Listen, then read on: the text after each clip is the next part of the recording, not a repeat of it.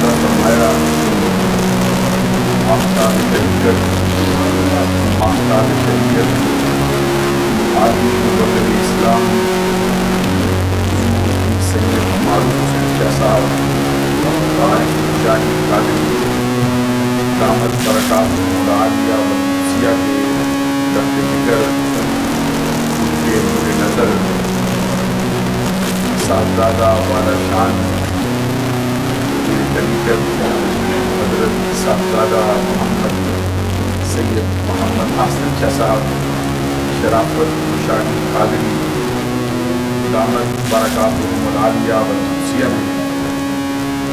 بڑا خوبصورت اور محققانہ خطاب بھی فرمایا، اور اس کے ساتھ ساتھ انہوں نے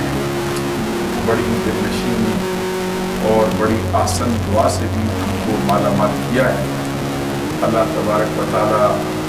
حضرت پیر صاحب اور ان کی اولاد کے درجات میں بلندی عطا فرمائے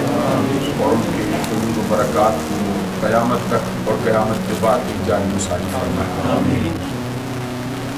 ماشاءاللہ ابھی اس وقت 1 تقریباً 14-15 ہونے والے ہیں، تو سحری کے اختتام کا وقت بھی بہت قریب ہے۔ آپ بھی مغرب کی نماز کے تھوڑے بعد یہاں تشریف لے آئے تھے، اس وقت سے لے کر ابھی تک یہاں تشریف فرما ہیں۔ مختلف موضوعات پر، مختلف عنوانات پر آج گفتگو ہونی چاہیے تھی، لیکن آپ کے تسکین کی، آپ کے لیے جو دل کی تسکین کا سامان ہے وہ ہم اس طرح مہیا نہیں کر سکے، کیونکہ یہ بڑا اہم موقع تھا، اس پر کچھ گزارشات آپ کی نظر کی جاتی۔ ایک بات آپ کی خدمت عالیہ میں یہ عرض کرنی ہے کہ رمضان المبارک کی 27ویں شب کے بارے میں صحیح مسلم میں جلد اول میں صفحہ نمبر 370 پر حضرت زر بن حبیش رضی اللہ تعالی عنہ کی روایت سے ایک بڑی مشہور حدیث ہے۔ حضور نبی اکرم صلی اللہ علیہ وسلم کے پیارے صحابی حضرت ابی بن کعب رضی اللہ تعالی عنہ قسم اٹھا کے فرماتے ہیں کہ رمضان المبارک کی 27ویں شب ہی شب قدر ہے، اور اپنا بھی حوالہ دیتے ہیں اور ساتھ کہتے ہیں کہ یہ بات حضور نبی اکرم صلی اللہ علیہ وسلم کے پیارے صحابی جن کو صاحب النالین والسواک والغسل، یعنی نبی اکرم صلی اللہ علیہ وسلم کے جوڑے اٹھا کر اپنے سر پہ رکھنے والا صحابی، جن کو نبی اکرم صلی اللہ علیہ وسلم کی بارگاہ سے خصوصی فیض عطا کیا گیا، حضرت عبداللہ بن مسعود رضی اللہ تعالی عنہ، ان کے بارے میں بھی فرماتے ہیں کہ ان کو بھی معلوم ہے کہ شب قدر رمضان المبارک کی 27ویں شب کو ہی ہوا کرتی ہے۔ دوسری بات یہ عرض کرنا چاہتا ہوں، حضرت امام اعظم ابو حنیفہ نعمان بن ثابت رضی اللہ تعالی عنہ کا فرمان ہے کہ غالب گمان یہ ہے کہ رمضان المبارک کی 27ویں شب ہی شب قدر ہوا کرتی ہے، اور سید الاسیاد، فرد الافراد، قطب الاقطاب، محبوب سبحانی، حضور غوث اعظم عبد القادر جیلانی الحسنی والحسینی رضی اللہ تعالیٰ عنہ سے بھی یہی منقول ہے کہ رمضان المبارک کی 27ویں شب ہی شب قدر ہوا کرتی ہے، اور نبی اکرم صلی اللہ علیہ وسلم کے چچا زاد بھائی حبر الامہ، سلطان المفسرین،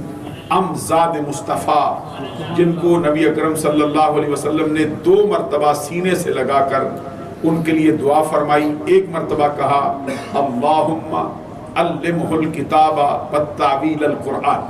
اے اللہ تبارک و تعالیٰ ان کو قرآن مجید کا علم عطا فرما اور قرآن کی تفسیر سے مالا مال فرما۔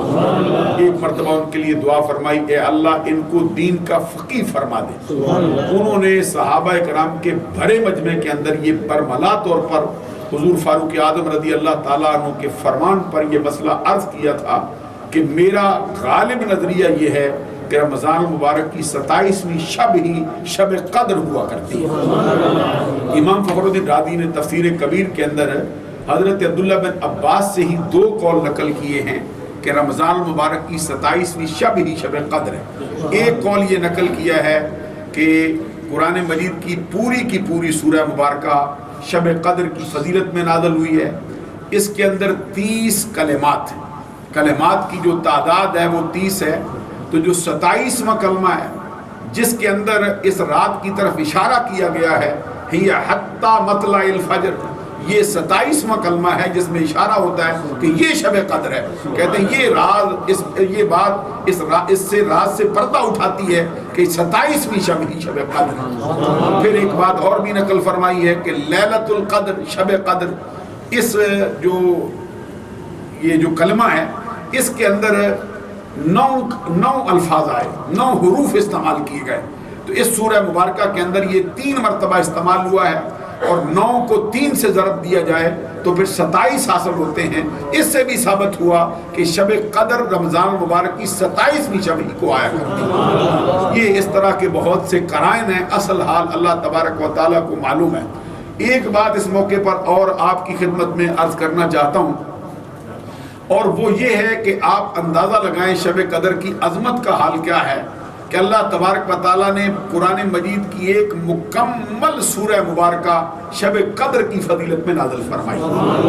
دوسری فضیلت اس کی یہ ہے کہ اللہ تبارک و تعالیٰ نے اس شب کو اللہ تبارک و تعالیٰ کی جو سب سے آخری کتاب ہے اور ساری کتابوں سے افضل ترین کتاب ہے، اس کتاب مبارک قرآن مجید کو اس شب میں نازل فرمایا۔ تیسری فضیلت اس کی یہ ہے کہ نبی اکرم صلی اللہ علیہ وسلم جو اللہ تبارک و تعالیٰ کی مخلوق میں سب سے افضل ہیں، سب سے اعلیٰ ہیں اور سب سے بلند و بالا رتبے کے مالک، حضور نبی اکرم صلی اللہ علیہ وسلم کے صدقے سے ساری کائنات بنائی گئی ہے۔ خود آقا کونین صلی اللہ علیہ وسلم نے شب قدر کی تلاش میں رمضان المبارک کا پورا مہینہ اعتکاف فرمایا، یہاں تک کہ پہلے 10 دن اعتکاف کیا، پھر سرکار نے دوسرے 10 دن اعتکاف کیا۔ دوسرے 10 دنوں کے بعد سرکار سے پوچھا گیا کہ آقا یہ بار بار اعتکاف جو 10 دن کیا پھر 10 دن کیا، وجہ کیا ہے؟ تو جواب میں نبی اکرم صلی اللہ علیہ وسلم نے فرمایا اس کی وجہ یہ ہے کہ میں شب قدر کو تلاش کرنا چاہتا ہوں۔ سبحان اللہ کہیے۔ جس کی تلاش میں نبی اکرم صلی اللہ علیہ وسلم نے 20 دن کا اعتکاف کیا اور پھر اگلے 10 دن کا اعتکاف کیا، اس رات کی عظمت کا اندازہ آپ لگا سکتے ہیں کس درجے کی۔ پھر اس کی فضیلت کا حال یہ اللہ تبارک و تعالیٰ فرماتا ہے لیلۃ القدر خیر من الف شہر، یہ رات 1000 مہینے کی راتوں سے افضل و اعلیٰ رات۔ بلند آواز سے سبحان اللہ کہو۔ اور اسی رات کے بارے میں پھر نبی اکرم صلی اللہ علیہ وسلم نے خود فرمایا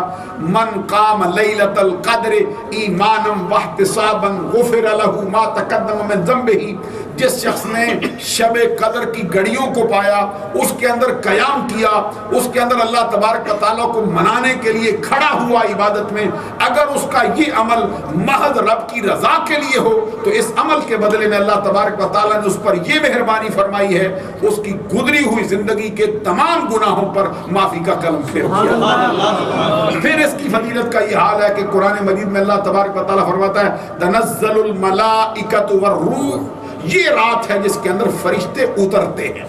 بعض حدیثوں میں فرمایا کہ 70,000 فرشتوں کا جرمٹ ہوتا ہے جس کے درمیان میں جبرائیل امین زمین پر جلوہ گر ہوتے ہیں۔ بعض روایات میں یہ بھی آیا کہ اپنے ساتھ جھنڈے لے کر جلوہ گر ہوتے ہیں، ایک جھنڈا بیت اللہ شریف پر لگاتے ہیں، ایک جھنڈا بیت المقدس پر لگاتے ہیں، ایک جھنڈا جو ہے زمین کے مشرق میں لگا دیتے ہیں، ایک جھنڈا زمین کے مغرب میں لگا دیتے ہیں۔ یہ اعلان ہے کہ جس نبی کو رب نے یہ کتاب عطا فرمائی، جس نبی کو رب نے یہ رات عطا فرمائی ہے، اس کی بادشاہت اتنی بڑی اللہ نے بنائی ہوئی۔ نبی اکرم صلی اللہ علیہ وسلم کی امت کے لیے پھر یہ فرشتے اور پھر جبرائیل امین پوری زمین کا چکر لگاتے ہیں۔ کوئی بندہ بیٹھ کر اللہ کی عبادت کر رہا ہو، کوئی کھڑا ہو کر عبادت کر رہا ہو، کوئی بندہ اللہ تبارک و تعالیٰ کی بارگاہ میں دعا کے لیے ہاتھ اٹھائے ہوئے ہو، یہ آ کر اس بندے کی دعا پر آمین کہتے، اس بندے کو آ کر سلام کہتے۔ امام فخر الدین رازی نے تفسیر کبیر میں یہ بات لکھی ہے، فرماتے ابراہیم علیہ السلام پر رب نے جب چیخا گلزار کی تو 7 فرشتے بھیجے جنہوں نے ان کو سلام کیا۔ 7 فرشتوں کے آنے سے چیخا گلزار ہوئی ہے تو 70,000 فرشتہ جس امت کو سلام کہنے آیا ہو اس پر دوزخ کی آگ گلزار کیوں؟ عزیزان گرامی قدر، یہ رات انتہائی عظمت والی اور بابرکت رات ہے۔ اس کے اندر قبولیت کی دعاؤں کی قبولیت کا امکان اس قدر ہے۔ حدیث میں فرمایا گیا کہ اللہ تبارک و تعالیٰ امت محمدیہ کے تمام افراد کو بخشتا، چند ایک کا استثناء فرمایا، جس میں فرمایا جو والدین کا نافرمان ہے نہیں بخشا جاتا، یہ فرمایا جو بوڑھا زانی ہے نہیں بخشا جاتا، یہ فرمایا جو اپنے دل کے اندر کینہ رکھتا ہے کسی بندے کے لیے وہ نہیں بخشا جاتا، جو غیبت کرنے والا ہے وہ نہیں بخشا جاتا۔ یہ چند ایک بندوں کے استثناء کے ساتھ فرمایا، باقی ساری امت محمدیہ جو ہے اس کو بخشش کا پروانہ عطا کر دیا جاتا ہے۔ سبحان اللہ سبحان اللہ۔ اس رات کے اندر اللہ تبارک و تعالیٰ کی بارگاہ میں مناجات کرنا، اپنے گناہوں کو پیش کرنا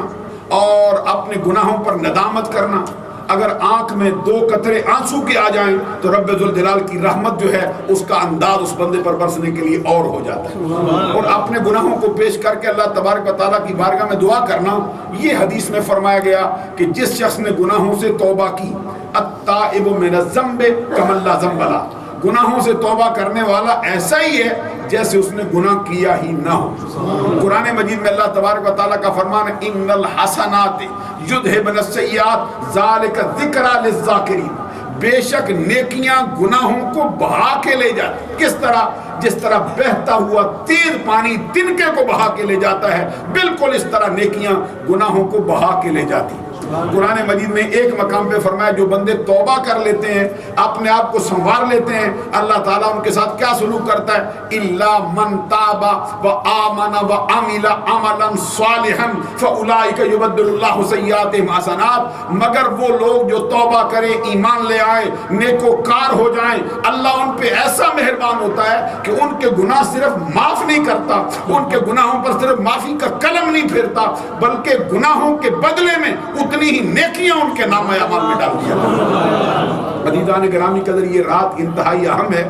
اس پر بڑا لمبا چوڑا خطاب آپ کی خدمت میں ہونا چاہیے تھا، لیکن کچھ آپ دیکھتے ہیں جو مصروفیات تھیں، جس میں ذرا مصروفیت رہی، جس کی بنیاد پر گفتگو آپ کی خدمت میں وہ سیر حاصل نہ ہو سکی۔ اب چونکہ روزہ کا جو مسئلہ ہے بہت قریب ہے، میں آپ کا امتحان نہیں لینا چاہتا ہوں، دعا کرتا ہوں اللہ تبارک و تعالی ہمارا حامی و ناصر ہو، اور جو قرآن آپ نے سنا ہے اس کی عظمت کا یہ حال، پورا قرآن تو بڑی عظمت کا جو ہے وہ حامل ہے۔ حدیث میں یہ فرمایا گیا کہ نبی اکرم صلی اللہ علیہ وسلم ایک مرتبہ تبوک کی مہم پر تھے، 1000 میل کے قریب یہ فاصلہ ہے سرزمین مدینہ المنورہ سے، جو سرکار نے آخری غزوے میں تشریف لے گئے ہیں ہرقل کے مقابلے میں۔ تو اس وقت سرکار وہاں پر تھے تو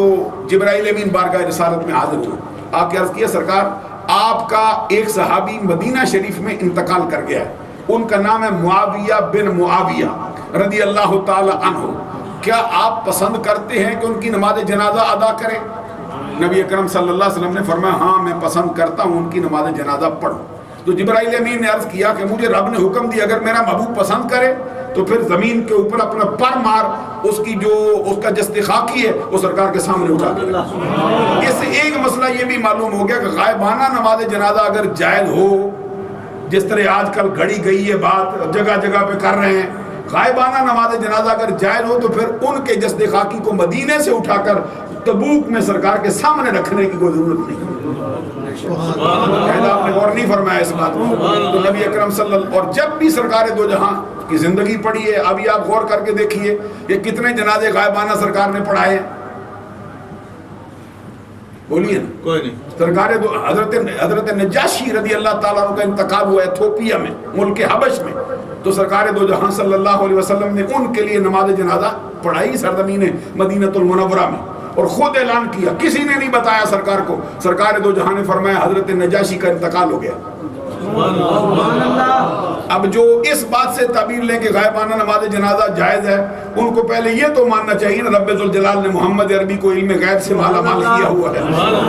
تو صحابی کہتے ہیں جیسے سرکار نے نیت باندھی تو ہمیں یہ لگتا تھا کہ ان کا جنازہ اٹھا کر سرکار کے سامنے رکھا ہوا تھا۔ یہ حال، اس کے علاوہ تیسرا کوئی جنازہ ہے ہی نہیں۔ سرکار یہ دوسرا جنازہ جنگ تبوک کے موقع پر تو سرکار دو جہاں نے جبرائیل امین سے پوچھا بھائی ان کے لیے میں پسند کرتا ہوں، انہوں نے پر مارا، زمین سکیڑ کا جنازہ اٹھا کے سرکار کے سامنے رکھا۔ جیسے ہی سرکار نے ان کے لیے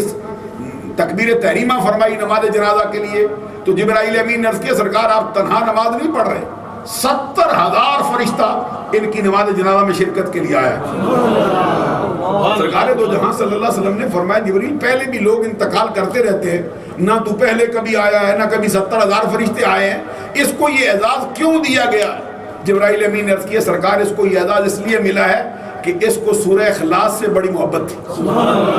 یہ اٹھتے بیٹھتے چرتے پھرتے سورہ اخلاص پڑھتا رہتا، تو جس کو سورہ اخلاص سے محبت ہو وہ پڑھتا رہتا ہو، اس کا یہ اکرام ہوتا ہے کہ 70,000 فرشتوں کی جماعت آ جاتی ہے جس کو پورے قرآن سے محبت ہو، اس کی عظمت۔ تو آپ بھی قرآن مجید کے ساتھ محبت فرمائیں، اس سے مالا مال ہو۔ قرآن مجید کا سننا بھی عبادت ہے، اس کا پڑھنا بھی عبادت ہے۔ فرمایا کہ اقرأوا القرآن، قرآن پڑھو تلاوت کرو، فإنه یاتی یوم القیامت شفیعا لصحابہ۔ قرآن مجید کی تلاوت کرو اس لیے کہ قیامت کے دن یہ آئے گا اور جو اس کا پڑھنے والا ہے اس کی سفارش کرے گا اللہ کی بارگاہ میں، اور اس کی سفارش اللہ کی بارگاہ میں قبول ہو جائے گی۔